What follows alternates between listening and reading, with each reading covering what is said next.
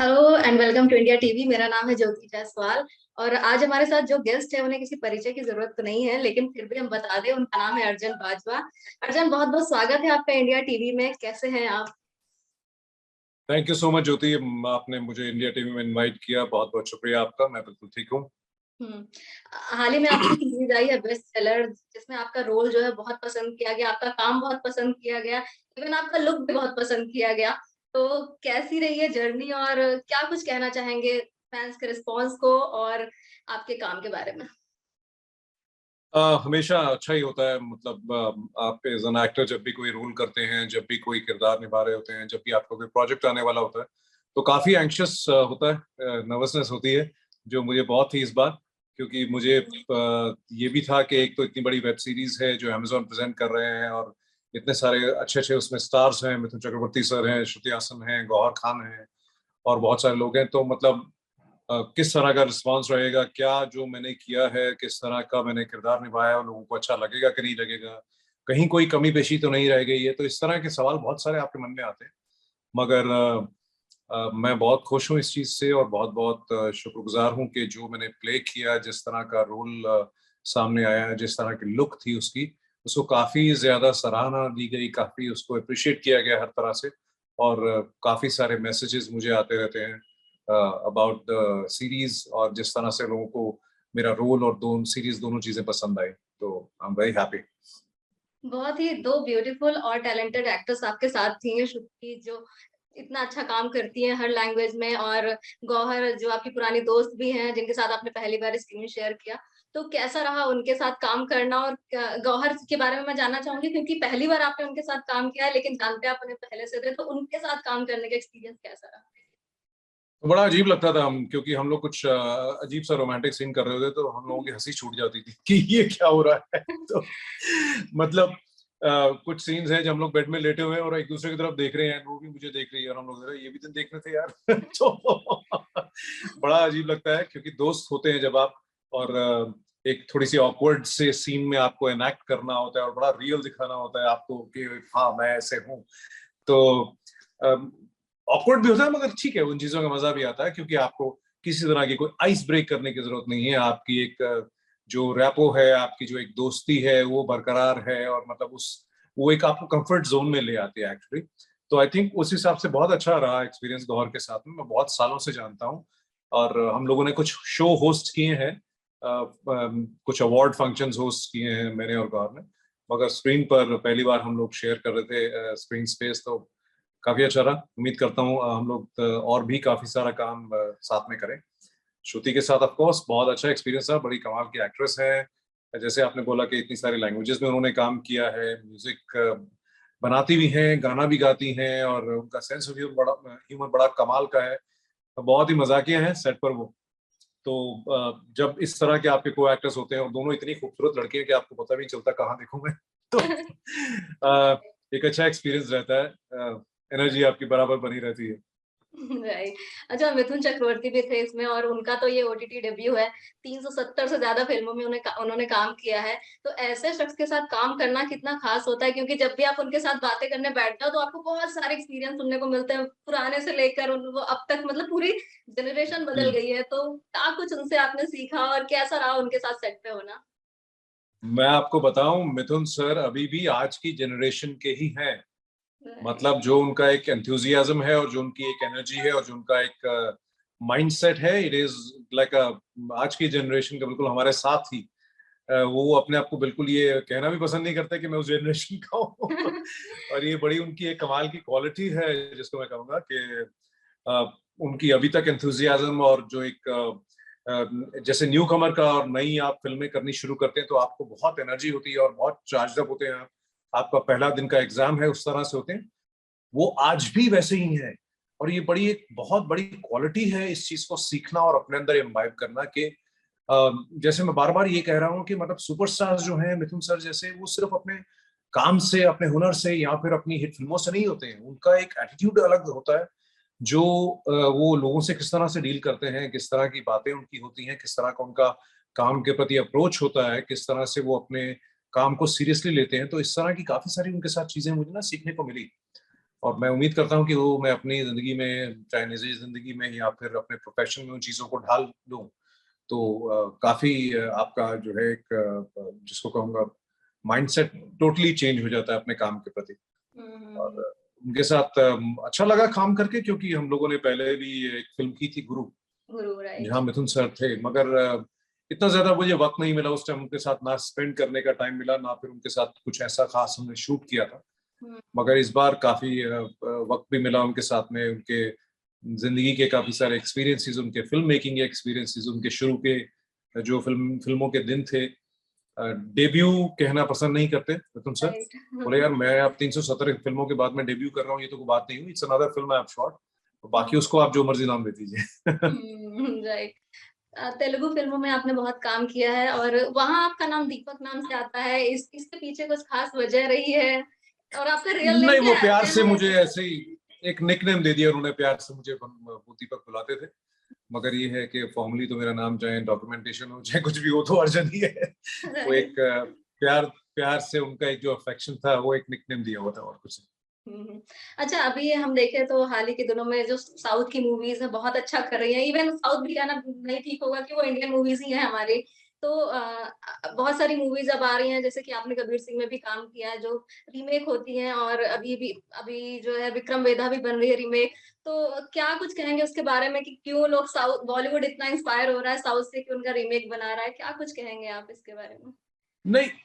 ज्योति, ऐसा नहीं होता कि बॉलीवुड इंस्पायर हो रहा है या साउथ इंस्पायर हो रहा है। जहां अच्छी कहानियां कही जा रही हैं, हुँ, हुँ, उस हुँ। चीज को आप चाहते हैं कि वो कहानी अलग लैंग्वेज में भी काफी आगे तक पहुंचे। आज ही मैं पढ़ा था कहीं पे कि पिंक जो फिल्म थी, तापसी पन्नू थी जिसमें, वो हुँ, तमिल में भी बनी है। तो हुँ, वो बॉलीवुड की फिल्म थी जो वहां बनी है, हुँ, मतलब हुँ, हिंदी फिल्म। बॉलीवुड तो हुँ, मैं शब्द जो है मुझे अच्छा नहीं लगता कहना, हिंदी फिल्मों की बात करें, क्योंकि बॉलीवुड कुछ शब्द ही नहीं है, देखा जाए वो जगह भी नहीं है कुछ। हॉलीवुड तो एक जगह है कम से कम कैलिफोर्निया में, जिसके नाम से इंडस्ट्री है पूरी की पूरी। मगर हिंदी फिल्में जो है काफी सारी वो भी बनती है, मुन्ना भाई एमबीबीएस भी बनी थी तेलुगु के अंदर। तो हुँ, ये लेन देन जो है एक अच्छी कहानियों का, ये हमेशा चलता रहता है और चलता रहना भी चाहिए।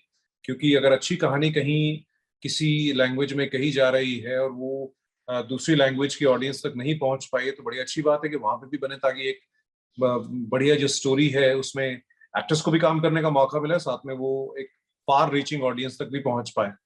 तो हुँ, ये जो है, जैसे आपने बोला कि पूरी इंडियन फिल्म इंडस्ट्री है, हुँ, लैंग्वेजेस जरूर अलग अलग हैं, मगर इमोशन सेम है।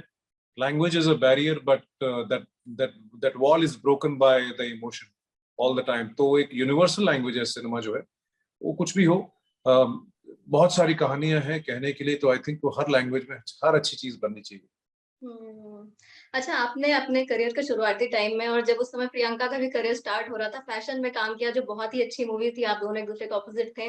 तो अभी आपने देखा होगा प्रियंका ने बहुत ग्रोथ किया अपने करियर में, कहाँ से कहाँ तक वो पहुँच गई, हॉलीवुड में बहुत अच्छा कर रही है। तो क्या कुछ कहेंगे उनके बारे में आप, प्रियंका के बारे में कि कैसी, मतलब आपके साथ जब काम किया तब वो कैसी थी और कितना उन्होंने ग्रो किया? तो उनकी जो करियर का ग्रोथ है, उसके बारे में अगर आप कुछ कहें? प्रियंका ने शुरुआत नहीं की थी फैशन के टाइम पे, प्रियंका फैशन के टाइम पे भी बहुत बड़ी स्टार बट थी। स्टार थी, तो राइट? मेरा ये मेरा सौभाग्य था कि मुझे इतनी बड़ी स्टार के ऑपोजिट काम करने का मौका मिल रहा है, क्योंकि वो उससे 7-8 साल पहले तो मिस वर्ल्ड बन चुकी थी। तो काफी अकम्पलिशमेंट्स उनकी थी, उनकी बहुत सारी हिट फिल्में थी, अवार्ड विनिंग परफॉर्मेंसेस थी। फिर फैशन जो है में उन्होंने काम किया, और आज भी वो एक ग्लोबल आइकन है। ग्लोबली उनका एक जो है नाम है इतना बड़ा, और इतना अच्छा काम कर रही हैं हॉलीवुड की सीरीज में और लैंग्वेजेस में, और मतलब म्यूजिक वीडियो में भी आई हैं। और अब जितना भी उन्होंने अकम्पलिश किया है, I think she deserves every bit of it, because मैंने उनको देखा है कि वो बहुत ज्यादा, उम्मीद से ज्यादा, हद से ज्यादा जिसको बोलते हैं हार्ड वर्किंग है। और बिल्कुल भी उनके दिमाग में 1% भी किसी तरह की शंका नहीं रहती है जब अपने काम पर होती है कि मैं थकी हुई हूँ या मुझे ये कल कर लेंगे। जिस तरह से उनको काम दिया जाता है वो बखूबी निभा के, मैं ये बहुत बार कह चुका हूँ। अच्छा आपने सवाल पूछा, मतलब मैं यही कहूंगा कि whatever she is today, whatever she has accomplished today, it is a result of her own hard work and the professionalism and the perseverance, और जो उनका एक एटीट्यूड है अपने काम की तरफ, ये उसका रिजल्ट है सब। और मैं बहुत खुश हूँ कि वो इस ऊंचाई पर पहुंची हैं, और हमें अच्छा लगता है कि उनके साथ मैंने भी जो है एक शुरुआती दौर पे एक इतनी बड़ी हिट फिल्म की जो मेरे भी करियर में बहुत बड़ी हिट है। उसने मुझे एक प्लेटफॉर्म दिया हिंदी फिल्मों में जो है बतौर एक्टर लॉन्च होने का एक किस्म से। और प्रियंका के करियर में भी बहुत बड़ी फिल्म है क्योंकि उन्हें भी इस फिल्म के लिए जो है बेस्ट एक्ट्रेस का अवार्ड मिला, नेशनल अवार्ड। तो उस फिल्म को मैं मानूंगा कि बहुत स्पेशल है हर तरह से मेरे लिए। कंगना भी थी उस मूवी में और कंगना की भी जर्नी बहुत अच्छी रही है बॉलीवुड में। तो अगर उनके बारे में अगर आपसे पूछा जाए, क्योंकि इस समय बहुत चीजों की वजह से विवादों में भी रहती है, लेकिन आप उनकी जर्नी को कैसे देखते? मैं बहुत इम्प्रेस हूँ कंगना से क्योंकि एक लड़की जो बिल्कुल बिना किसी फिल्म बैकग्राउंड के हिमाचल से आकर और अपनी बहुत सारी जद्दोजहद करके कहीं ना कहीं से स्ट्रगल करके एक अच्छा ब्रेक लेकर और उसके बाद वो अवार्ड पे अवार्ड जीतती जा रही हैं। उन्हें नेशनल अवार्ड मिला है फैशन के लिए और मतलब वैसे भी उन्होंने अवार्ड्स कितने सारे जीते हैं और एक अकम्पलिश्ड एक्ट्रेस है वो। तो ये कोई छोटी मोटी बात नहीं होती है, ये मामूली बात नहीं होती है, बहुत मुश्किल काम है ये। और देखिए पर्सनल किसी का क्या रवैया है, पर्सनल किसी की क्या नेचर है, उस बारे में मैं कमेंट नहीं करूंगा। विवादों में रहना या विवाद उनकी बात का बन जाना, इस बारे में शायद मैं कहना नहीं चाहूंगा। मगर वो she speaks her mind which I am very very I appreciate कि वो किसी भी तरह की बात को पॉलिटिकली करेक्ट तरीके से नहीं बोलती हैं, जो है सामने है वो बोल देती हैं। और अब ये जरूर है कि देखिए हर जो आप बात बोलते हैं किसी को अच्छी लगती है किसी को नहीं अच्छी लगती, उस चीज में मैं नहीं जाना चाहता हूँ। मगर एज एन एक्टर अगर मैं उनकी ग्रोथ की बात करूँ तो बिना किसी फिल्म बैकग्राउंड के आकर इतने मुकाम इतना हासिल करना, एक प्रोडक्शन हाउस अपना बना लेना, ये मुश्किल काम है, आसान काम नहीं है। मतलब बहुत सारे लोग कोशिश करते हैं, बहुत सारे लोग ट्राई करते हैं, अपना हुनर से भी और अपने लक से भी आजमाते हैं, मगर उस चीज को अकम्प्लिश करने ला is it is something, it's a big huge accomplishment in your life। और उसके बाद जो है वो अच्छी अच्छी फिल्में कर रही हैं और नेशनल अवार्ड उन्हें भी मिला अपना फैशन के लिए बेस्ट सपोर्टिंग एक्ट्रेस का।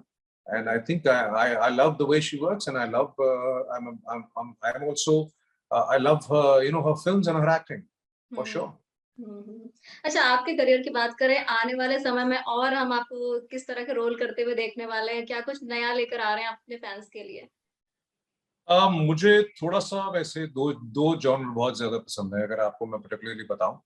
एक तो मुझे डिफेंस के रोल करना बहुत अच्छा होता है, जो कि मैंने अपनी पहली web series state of siege में किया था 26/11 में, जो ZEE5 पर आई थी, जिसके अंदर मैंने एक हमारे जो एक्चुअल NSG कमांडो हीरो रहे हैं 2008 में, उस ऑपरेशन के ब्लैक टॉर्नेडो ऑपरेशन के कर्नल सुनील शरण सर, आज वो ब्रिगेडियर हैं अभी इस टाइम पर।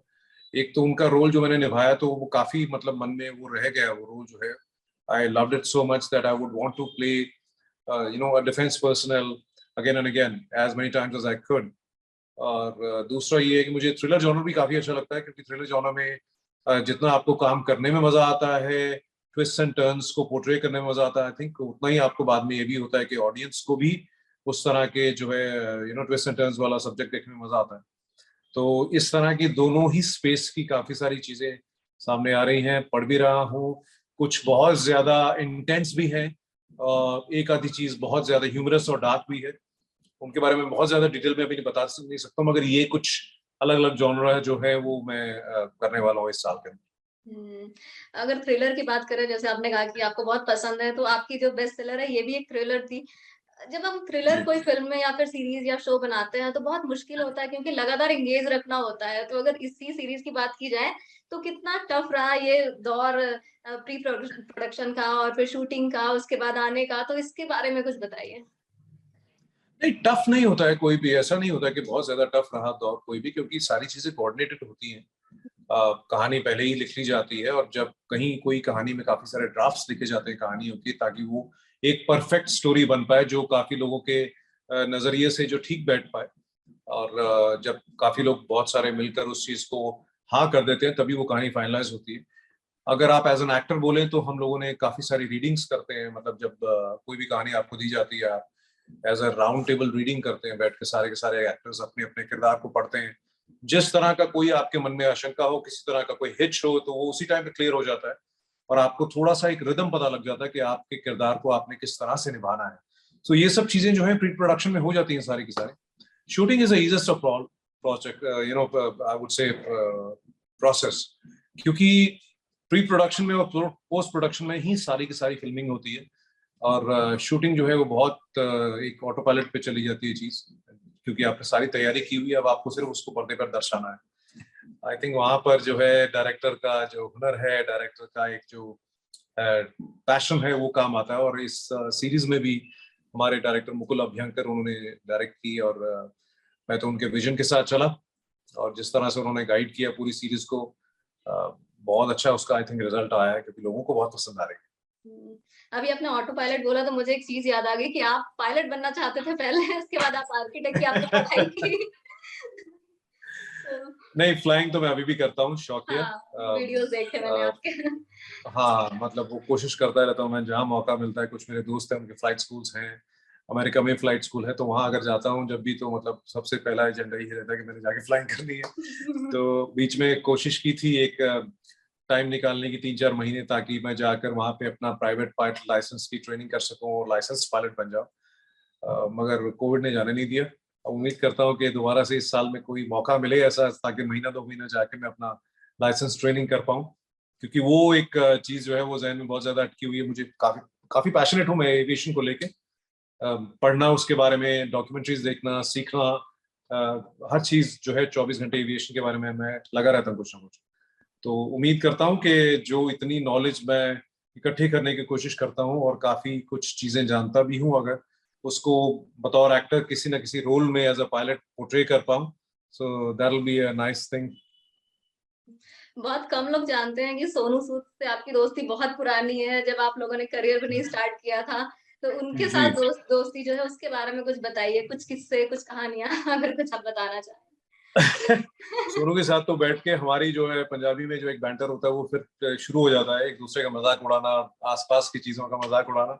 काफी सालों से जानता हूँ सोनू को मैं, और बहुत अच्छे दोस्त भी रहे हैं, बहुत करीबी दोस्त रहे हैं, बहुत टाइम स्पेंड किया है। और मैं बहुत खुश हूँ सोनू की अकम्पलिशमेंट से, और जो वो सोसाइटी के लिए इतना अच्छा काम कर रहे हैं, उन्होंने अपना एक मुकाम बनाया है, और उनकी एक इतनी इज्जत अफजाई होती है जिस तरह का वो एक फिलैंथ्रोपिस्ट काम कर रहे हैं। तो बड़ा अच्छा लगता है कि अपने दोस्त को आप ग्रो करते हुए देखते हैं, और उनकी तरक्की को देखकर आपका सीना चौड़ा हो जाता है। तो बहुत खुश हूं मैं। काफी सारे उनके साथ में किस्से हैं, एक किस्सा बताता रहता हूँ मैं सबको, और हम लोग सोनू के साथ भी हंसते हैं कि हम लोग ऑडिशन करने गए थे, और I think life boy soap का ऑडिशन था, जहां पर मुझे भी शॉर्ट्स पहननी थी, उनको भी पहननी थी। तो मतलब उन्होंने जब शॉर्ट्स पहनी और सामने आए, तो मेरे को लगा, मैंने यार ये शॉर्ट्स मैंने देखी हुई थी, पीले रंग की शॉर्ट्स थी वो। तो कर लिया ऑडिशन, वो शॉर्ट्स बहुत टाइट थी, सोनू की हाइट अच्छी है, 6 फुट 2-3 इंच हाइट, तो वो शॉर्ट्स ऐसा था जैसे बिल्कुल ही मतलब स्विमिंग ट्रंक पहना हो। मैंने सोनू को पूछा, मैंने कहा यार ये याद आ रहा है मुझे, कहीं देखी है मैंने शॉर्ट्स। तो वो भी हंसने लगा, बोले हाँ यार वो घर पे महेंद्र काम करता है ना, उसकी शॉर्ट्स है एक्चुअली। क्योंकि लास्ट मिनट पे कह रहा मेरे पास थी नहीं, तो मैंने उसकी ही पहन कर ऑडिशन के लिए आ गया।